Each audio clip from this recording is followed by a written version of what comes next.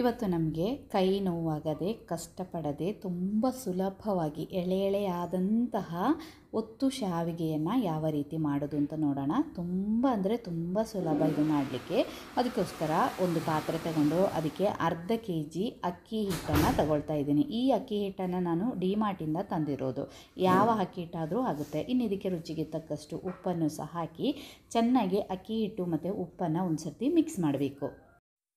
ಉಪ್ಪು ಎಲ್ಲ ಕಡೆ ತಾಗುವ ಹಾಗೆ ಮಿಕ್ಸ್ ಮಾಡಿ ಆದಮೇಲೆ ಇನ್ನಿದಕ್ಕೆ ಬಿಸಿ ಬಿಸಿ ಕುದೀತಾ ಇರುವ ಒಂದು ಅರ್ಧ ಲೋಟ ನೀರನ್ನು ಹಾಕಬೇಕು. ನೀರನ್ನು ಹಾಕಿ ಒಂದು ಚಮಚದಿಂದ, ಕೈಯಿಂದ ಮಿಕ್ಸ್ ಮಾಡಬೇಡಿ, ಬಿಸಿ ಬಿಸಿ ಇರುತ್ತೆ. ಅದಕ್ಕೋಸ್ಕರ ಒಂದು ಚಮಚದಿಂದ ಲೈಟಾಗಿ ಇದೇ ರೀತಿ ಒಂದು ಸರ್ತಿ ಮಿಕ್ಸ್ ಮಾಡಬೇಕು. ಆ ಬಿಸಿ ಹಿಟ್ಟಲ್ಲಿ ಎಲ್ಲ ಕಡೆ ತಾಗಬೇಕು. ಇದೇ ರೀತಿ ಲೈಟಾಗಿ ಒಮ್ಮೆ ಮಿಕ್ಸ್ ಮಾಡಿ ಆದಮೇಲೆ ಇದರ ಮೇಲ್ಗಡೆಯಿಂದ ಇನ್ನೂ ಒಂದು ಅರ್ಧ ಲೋಟ ನೀರು, ಬಿಸಿ ಬಿಸಿ ನೀರನ್ನು ಹಾಕಿ ಇದನ್ನು ಮುಚ್ಚಿ ಒಂದು 5 ನಿಮಿಷ ನಾವು ಸೈಡಲ್ಲಿ ಇಡಬೇಕು.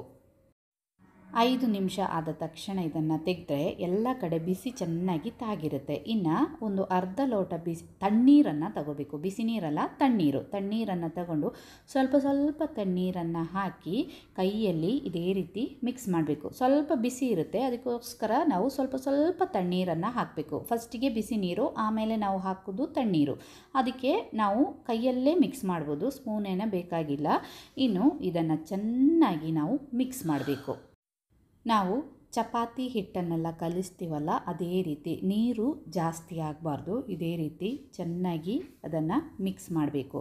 ಮಿಕ್ಸ್ ಮಾಡಿ ಈ ಒಂದು ಹದಕ್ಕೆ ಆಗಬೇಕು. ನಾವು ಕೈಯಲ್ಲಿ ಉಂಡೆ ಮಾಡಿದರೆ ನಮಗೆ ಉಂಡೆ ಮಾಡಲಿಕ್ಕೆ ಆಗಬೇಕು. ಆ ಒಂದು ಕನ್ಸಿಸ್ಟೆನ್ಸಿಯಲ್ಲಿ ಇರಬೇಕು ನಮ್ಮದು ಹಿಟ್ಟು. ಇನ್ನು ಇದನ್ನೊಂದು ಸೈಡಿಗೆ ಇಡೋಣ. ಇದು ನಮ್ಮದು ಶಾವಿಗೆ ಹಚ್ಚು. ನಾವು ಚಕ್ಕುಲಿ ಎಲ್ಲ ಮಾಡ್ತೀವಲ್ಲ, ಅದೇ ಹಚ್ಚಲ್ಲಿ ಶಾವಿಗೆ ಮಾಡುವಂತಹ ಸಣ್ಣ ಒಂದು ಹಚ್ಚಿರುತ್ತೆ. ಅದನ್ನು ಹಾಕಿ ಇದೇ ರೀತಿ ಇನ್ನು ಇದಕ್ಕೆ ನಾವು ಸ್ವಲ್ಪ ಎಣ್ಣೆಯನ್ನು ಹಚ್ಚಬೇಕು. ಯಾಕಂದರೆ ಅದು ಸ್ವಲ್ಪ ಅಲ್ಲಿ ಅಂಟುತ್ತಲ್ಲ, ಅದಕ್ಕೋಸ್ಕರ ಎಣ್ಣೆ ಹಚ್ಚಿದರೆ ಎಲ್ಲ ಕಡೆ ಅಂಟುವುದಿಲ್ಲ. ಅದಕ್ಕೋಸ್ಕರ ಈಸಿಯಾಗಿ ನಮಗೆ ಮಾಡಲಿಕ್ಕೆ ನಾವು ಈ ಶಾವಿಗೆಯನ್ನು ಮಾಡೋದು ಇಡ್ಲಿ ಪಾತ್ರೆಯಲ್ಲಿ. ಅದಕ್ಕೋಸ್ಕರ ಇಡ್ಲಿ ಪಾತ್ರೆಯಲ್ಲಿ ಸಹ ಸ್ವಲ್ಪ ಎಣ್ಣೆಯನ್ನು ಇದೇ ರೀತಿ ಹಚ್ಚಬೇಕು. ಅದು ಇಲ್ಲಾಂದರೆ ಪಾತ್ರೆಯಲ್ಲೆಲ್ಲ ಅಂಟುತ್ತೆ. ಅಂಟದಿರಲಿಕ್ಕೋಸ್ಕರ ಎಲ್ಲ ಕಡೆ ಇದೇ ರೀತಿ ಎಣ್ಣೆಯನ್ನು ಹಚ್ಚಿ ನಮಗೆ ಸೈಡಿಗೆ ಇಡೋಣ. ಇನ್ನು ನಾವು ಶಾವಿಗೆ ಹಚ್ಚು ನಮ್ಮದು ಹಿಟ್ಟು ನೋಡಿ ಚೆನ್ನಾಗಿ ರೆಡಿಯಾಗಿದೆ. ಸ್ವಲ್ಪ ತಣ್ಣೀರನ್ನು ತೆಗೆದು ಸೈಡಲ್ಲಿ ಇಟ್ಕೊಳ್ಳೋಣ. ಎಷ್ಟು ಬೇಕೋ ಅಷ್ಟು ಹಿಟ್ಟನ್ನು ತೆಗೆದು ನಾವು ಹಚ್ಚೊಳಗಡೆ ಹಾಕಬೇಕು. ನೋಡಿ ಇದೇ ರೀತಿ ಈಸಿ ಅಂದರೆ ತುಂಬ ಈಸಿ ನಮಗಿದು ಮಾಡಲಿಕ್ಕೆ. ಹಚ್ಚೊಳಗಡೆ ಹಾಕಿ ಕೈಯನ್ನು ನೀರಲ್ಲಿ ಒಮ್ಮೆ ಮುಳುಗಿಸ್ಬೇಕು. ಯಾಕಂದರೆ ನಮಗೆ ಅದು ಪಾತ್ರೆಯಲ್ಲೆಲ್ಲ ಜಾಸ್ತಿ ನಮ್ಮದು ಅಂಟಬಾರ್ದು. ಅಂಟಿದರೆ ನಮಗೆ ಅದು ಅಷ್ಟು ಈಸಿಯಾಗಿ ಮಾಡಲಿಕ್ಕೆ ಆಗೋದಿಲ್ಲ. ನೋಡಿ, ಇನ್ನು ನಾವು ಎಣ್ಣೆ ಹಚ್ಚಿ ಇಟ್ಟಿರುವಂತಹ ಇಡ್ಲಿ ಪಾತ್ರೆಯನ್ನು ತೆಗೆದು ಇದೇ ರೀತಿ ತುಂಬ ಸುಲಭ ಅಂದರೆ ತುಂಬ ಸುಲಭದಲ್ಲಿ ನಮಗೆ ಈ ರೀತಿ ಶಾವಿಗೆಯನ್ನು ಹಾಕ್ಬೋದು.